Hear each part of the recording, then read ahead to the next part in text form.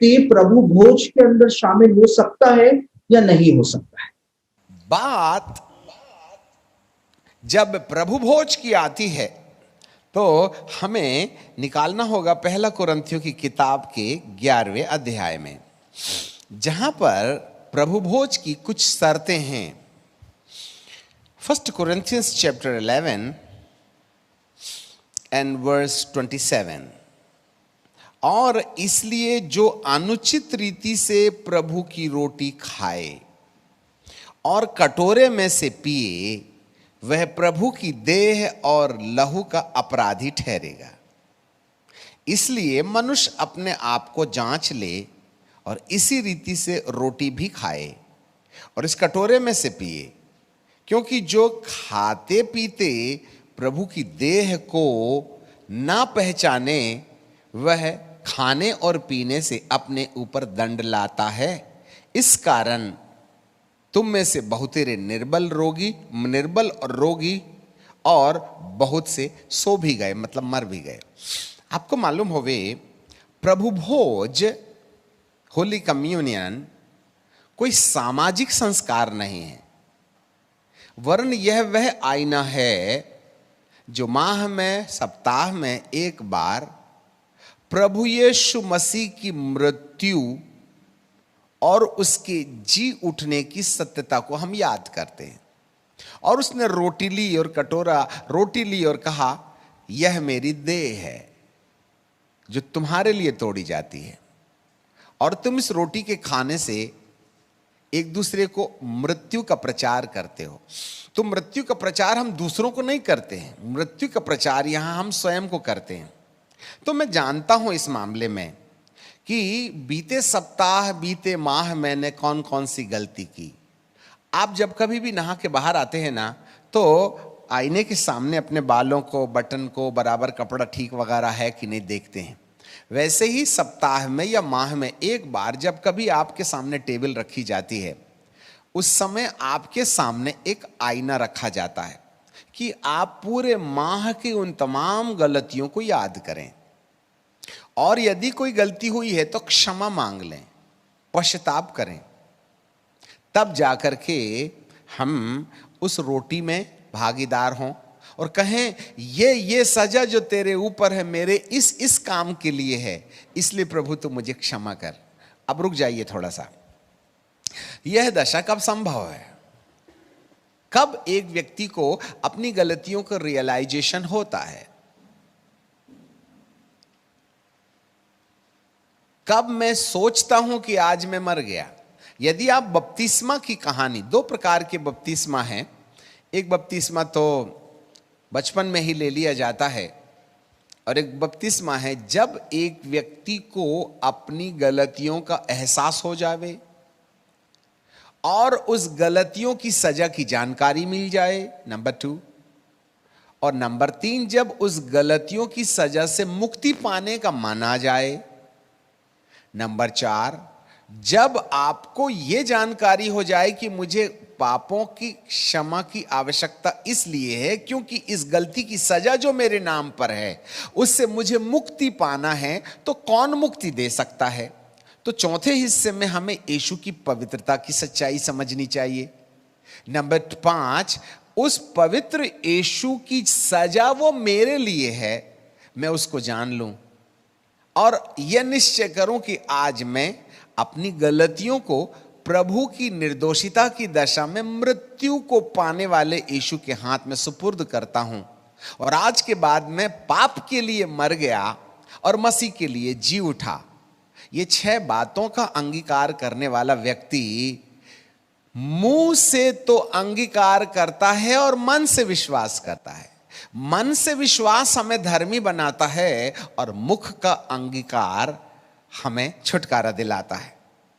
तो मैं पाप के लिए मर जाता हूं और परमेश्वर के लिए जीने लगता हूं, इस बात का अंगीकार बपतिस्मा के द्वारा होता है, जिसको बैप्टिज्म कहते हैं। बैप्टिज्म अंग्रेजी में, और बैप्टिज्म जो है मूल भाषा के बैप्टाइजो शब्द से बनी है, और बैप्टाइजो का मतलब ही होता है छुप करके अप्रत्यक्ष से प्रत्यक्ष होना या डूब करके निकलना। और डूब करके निकलना, यह मेरे लिए शारीरिक अंगीकार है, जहां मैं ये मान लेता हूं आज के बाद मैं पाप के लिए मर करके मसीह के साथ जीवन जीना चाहता हूं। अब आप ही बताइए, जिंदे को गाड़ते हैं कि मुर्दे को? मरिएगा तभी ना गाड़िएगा, और जिंदे को गाड़ दिया तो क्या होगा? ऑफेंस हो जाएगा मर्डर का। तो जब एक व्यक्ति ने निश्चय कर ही लिया है कि मैं पाप के लिए मर रहा हूं और मसीह के लिए जीवन जीऊंगा, तो बपतिस्मा एक प्रकार का कन्फेशन है। वो रीति नहीं है, वो रिवाज नहीं है, संस्कार नहीं है। इट्स अ कन्फेशन कि मैं मर गया और अब मैं मसीह के साथ जीने के लिए तैयार हूं। ऐसे व्यक्ति ही प्रभु भोज में भागीदार होने के काबिल होते हैं। यदि आपने अपने पापों की सच्चाई जाने बिना पापमयी दशा में रोटी खाने का अपराध किया, तो बाइबल कहती है मनुष्य अपने आप को जांच ले, प्रभु की देह और लहू का अपराधी ठहरेगा यदि अनुचित रीति से खाएगा तो।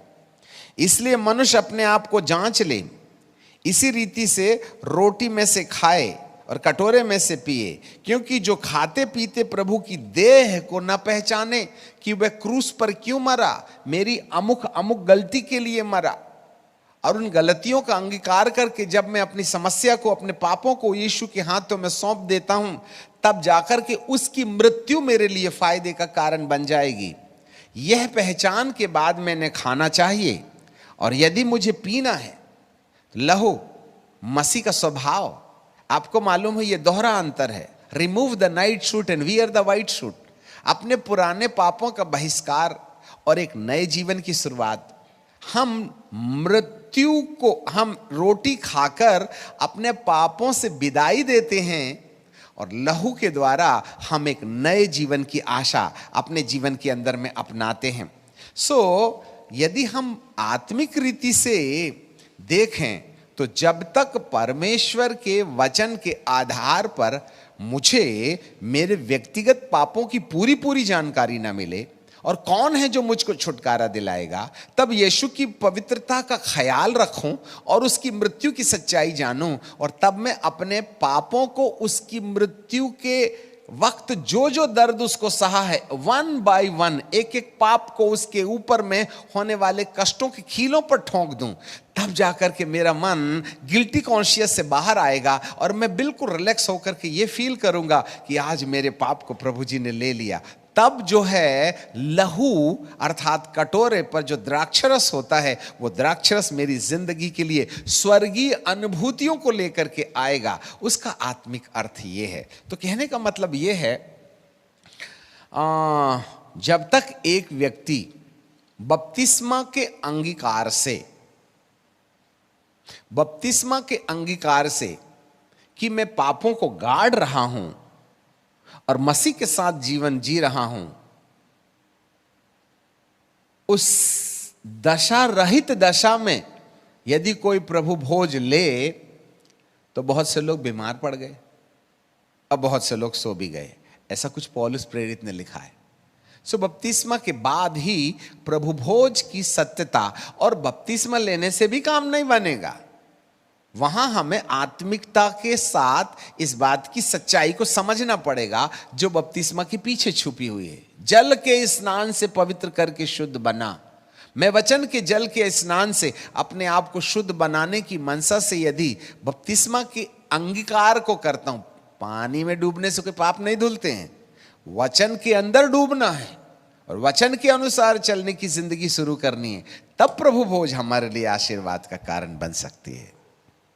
जी पास्टर साहब, लेकिन कई सारे लोग जो हैं ऐसा आर्ग्यूमेंट भी करते हैं। हमारे पास भी जो ईमेल्स हमको मिले, कई सारे लोगों ने फोन करके भी हमसे ये आर्ग्यूमेंट किया कि बपतिस्मा लेना जरूरी नहीं है, सिर्फ विश्वास जो है वो मजबूत होना चाहिए और विश्वास के आधार पर हम प्रभु भोज के अंदर भागी हो सकते हैं।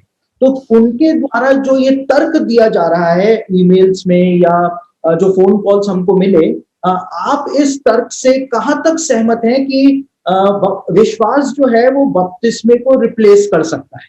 आप इस विषय में क्या कहेंगे? विश्वास क्या? विश्वास, आप विश्वास को समझ क्या रहे हैं? विश्वास का मतलब होता है आशा की हुई वस्तु का निश्चय और अनदेखी वस्तु का प्रमाण। तो आशा का आधार क्या है? वचन। इब्रानी की किताब 10:17 में लिखा है कि विश्वास आता है सुनने से और सुनना मसीह के वचन से। सबसे पहले यह बताइए, आपने कहा यीशु मसीह मारा गया, गाड़ा गया, जी उठा, क्या विश्वास पुख्ता हो गया? आपने तो वचन सुना ही नहीं। विश्वास जो है उसके कई रूप हैं। यदि मैं बाइबल को अलग अलग खंडों में विभाजित करूं तो बाइबल को 3 भागों में विभाजित किया जा सकता है। पहला भाग है परिचय, द इंट्रोडक्शन। परिचय के अंतर्गत परमेश्वर पवित्र है और मैं पापी हूं, और पापी और पवित्र के बीच में यीशु मसीह पुल बनकर के खड़े होते हैं कि वह मुझ पापी को पवित्र बना सकता है। यह है इंट्रोडक्शन। दूसरा, परमेश्वर का वचन प्रतिज्ञाएं हैं, प्रॉमिसेस। और प्रतिज्ञा भी 2 हैं, मृत्यु के पहले वाली प्रतिज्ञा और मृत्यु के बाद वाली प्रतिज्ञा।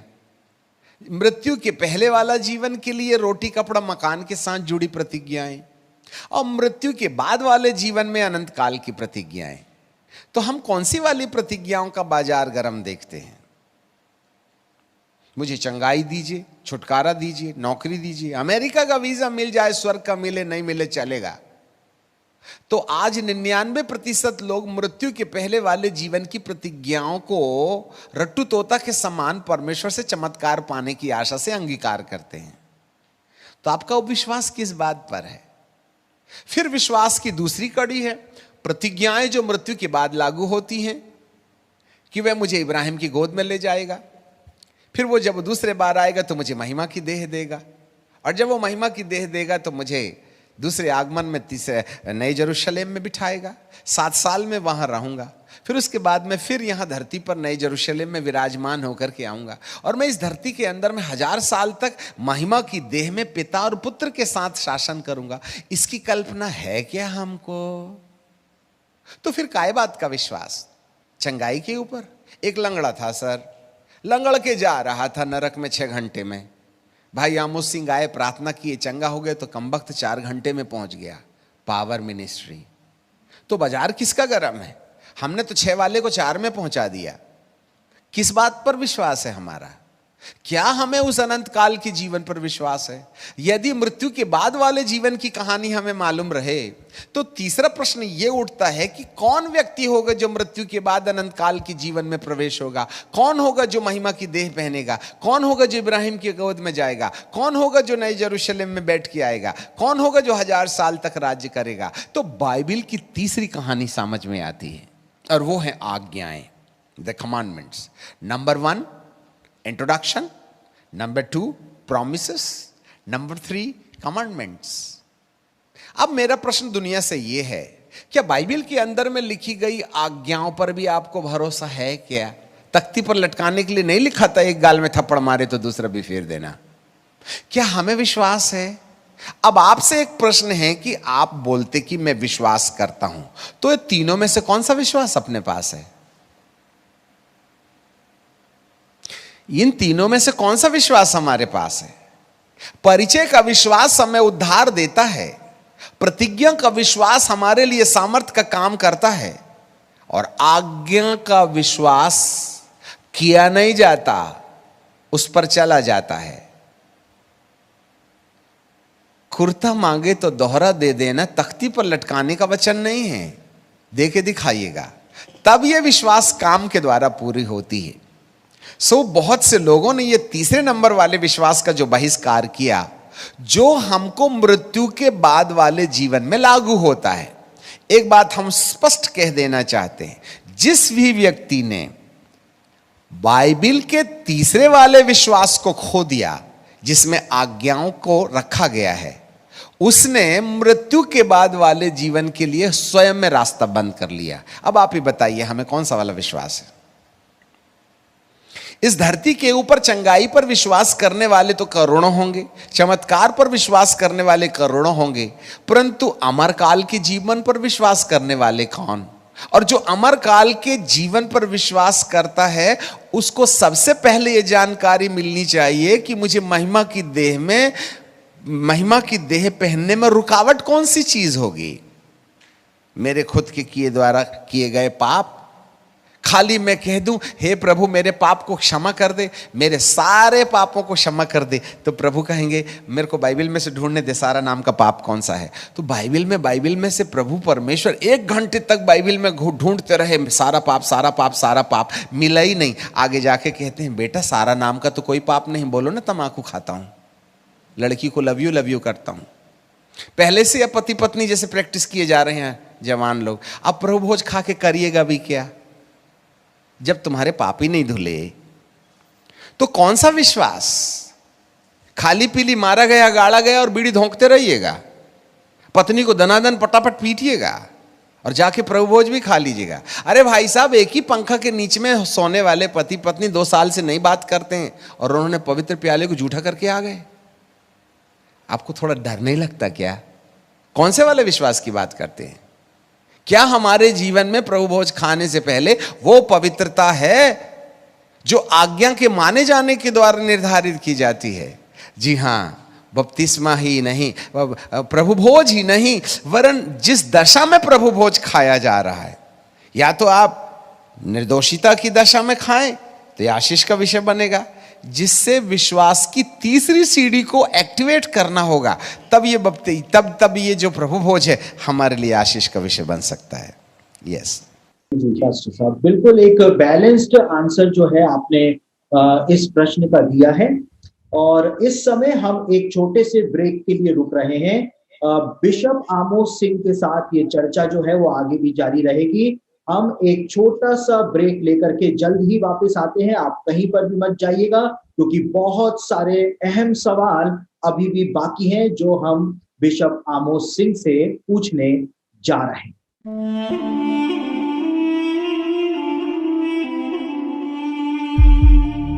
क्या आप जानते हैं बाइबल का पुराना नियम मूल रूप से हिब्रू यानी इब्रानी भाषा में लिखा गया है।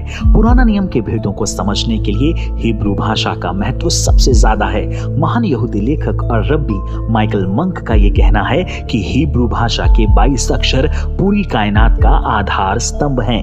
हिब्रू बाइबल में परमेश्वर ने अपने वचन के ऐसे रहस्यों को छिपाया है जिनको जानने के बाद एक मसीही आश्चर्यचकित हो जाता है। हिब्रू बाइबल के शब्दों में परमेश्वर द्वारा अद्भुत भविष्यवाणियों और भेदों को छिपाया गया है। रब्बियों के प्राचीन रहस्य नामक इस पुस्तक में आप वचन के जिन रहस्यों से रूबरू होंगे वे आपके दिलों दिमाग को हिलाकर रख देंगे, जिनको जानने के बाद बाइबल अध्ययन का आपका तरीका पूरी तरह से बदल जाएगा। रब्बियों के प्राचीन रहस्य नामक ये पुस्तक आपको बाइबल के गहरे भेदों और भविष्यवाणियों को समझने में सहायक सिद्ध होगी। आप ये जान सकेंगे कि प्रभु यीशु मसीह ने खुद को अल्फा और ओमेगा कहकर क्यों संबोधित किया, कैसे हिब्रू भाषा यीशु को ही यहूदियों का मसीह घोषित करती है। 326 पन्नों की ये पुस्तक आपको उन गहरे रहस्यों से अवगत करवाएगी जिन्हें केवल हिब्रू भाषा में ही समझा जा सकता है। प्रभु के दास पास्टर सचिन क्लाइव द्वारा हिब्रू बाइबल पर वर्षों से किए गए शोध के परिणाम स्वरूप इस पुस्तक का लेखन किया गया है। इस पुस्तक की सेवकाई सहयोग राशि है 400 रुपए और 50 रुपए डाक खर्च। इसे प्राप्त करने के लिए हमारे ऑफिस के नंबर पर संपर्क करें 9829356624। तो द वॉचर्स के अंदर आपका एक बार फिर से स्वागत है। बिशप आमोस सिंह हमारे साथ मौजूद हैं और हम बहुत सारे प्रश्न उनसे एक बार फिर से पूछने जा रहे हैं और बहुत सारी बातों के जवाब उनसे प्राप्त करने जा रहे हैं। तो पास्टर साहब, मेरा अगला क्वेश्चन जो है वो बहुत ही ज्वलंत प्रश्न आज बन गया है। अब मैं अपने विषय को थोड़ा सा बदल रहा हूं। अब मैं दूसरी तरफ आपको लेकर के जा रहा हूं और आज भारत के अंदर जो भारतीय मसीही हैं वो कोरोना वैक्सीन को लेकर के बड़े परेशान हैं और कई सारी भ्रांतियां जो है वो कोरोना वैक्सीन